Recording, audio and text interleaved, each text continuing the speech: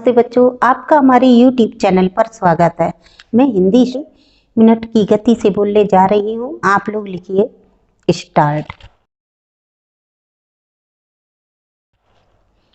उपाध्यक्ष महोदय, हम यहाँ स्वतंत्र भारत के प्रथम संविधान को अंतिम रूप देने के लिए एकत्रित हुए हैं। यह हमारे जीवन का एक बहुत ही महत्वपूर्ण क्षण है और इस क्षण में मैं अतीत की मुसीबतों और संघर्ष के वर्षों को याद किए बिना नहीं रह सकता जिनसे हम गुजरे हैं।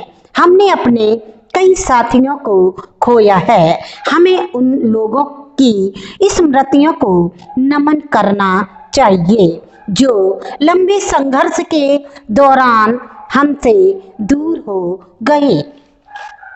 अब संविधान के मसौदे पर आते हैं। मुझे डर है कि हमारे सामने रखा गया पूरा संविधान द्वारा निर्धारित मुख्य सिद्धांतों से परे चला गया है। पूरे संविधान के मसौदे में हमें कांग्रेस के दृष्टिकोण, गांधीवादी सामाजिक और राजनीतिक दृष्टिकोण का कोई निशान नहीं दिखता। जब हम एक संविधान बनाने जा रहे हैं तो हम केवल अराजनीतिक ढांचा ही नहीं बनाने जा रहे हैं। यह केवल एक प्रशासनिक तंत्र नहीं है जिसे हम स्थापित करने जा रहे हैं, बल्कि यह राष्ट्र के सामाजिक और आर्थिक भविष्य का भी तंत्र है। मौलिक अधिकारों के संबंध में मुझे लगता है कि दुनिया में ऐसा कोई अधिकार नहीं है जो पूर्ण हो। प्रत्येक अधिकार के साथ कुछ दायित्व होते हैं। दायित्व के बिना कोई अधिकार नहीं हो सकता। इसलिए इस दलील का आश्रय लेने का कोई फायदा नहीं है कि मौलिक अधिकार निरपेक्ष नहीं हो सकते। मुझे पता है कि यह सापेक्ष होना चाहिए, लेकिन इसका मतलब यह नहीं है कि कुछ प्रावधान डालकर मौलिक अधिकारों को नकार दिया जाए। मौलिक अधिकार खंड में जिन सभी अधिकारों का उल्लेख किया गया है, उन सभी अधिकारों को कुछ प्रावधानों और कुछ सहायक खंडों को डालकर तत्काल नकार दिया गया है।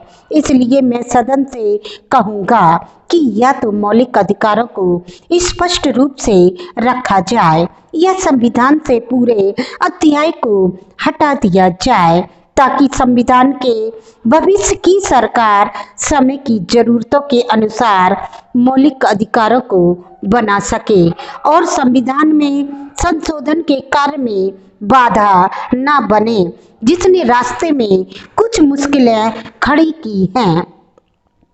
महोदय, डॉक्टर अंबेडकर ने ग्राम इकाइयों के बारे में कुछ टिप्पणियां की हैं।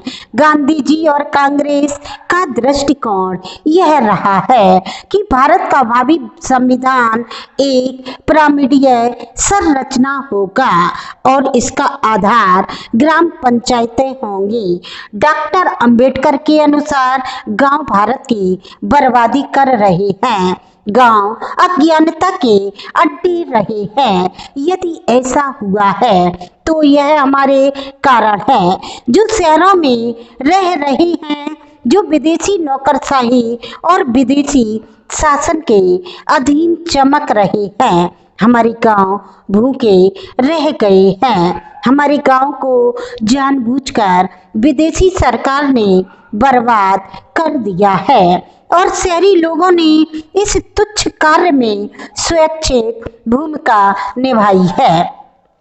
गांवों को पुनर्जीवित करना स्वतंत्र भारत का पहला काम होना चाहिए।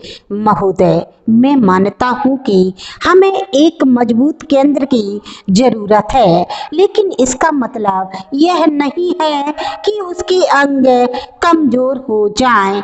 बिना मजबूत अंगों के हमारे पास मजबूत केंद्र नहीं हो सकता। अगर हम ग्राम पंचायतों पर लोगों के स्वैच्छिक सहयोग पर पूरा ढांचा खड़ा कर सकें तो मुझे लगता है कि केंद्र अपने आप मजबूत हो जाएगा। तंत्र का वास्तविक आधार गांव होना चाहिए। व्यक्ति पूरे संविधान की आत्मा है, लेकिन गांव को अपने प्रशासनिक तंत्र का बनाया जाना चाहिए। आपको अच्छी लगी तो आप सब्सक्राइब करें, लाइक करें। That's all.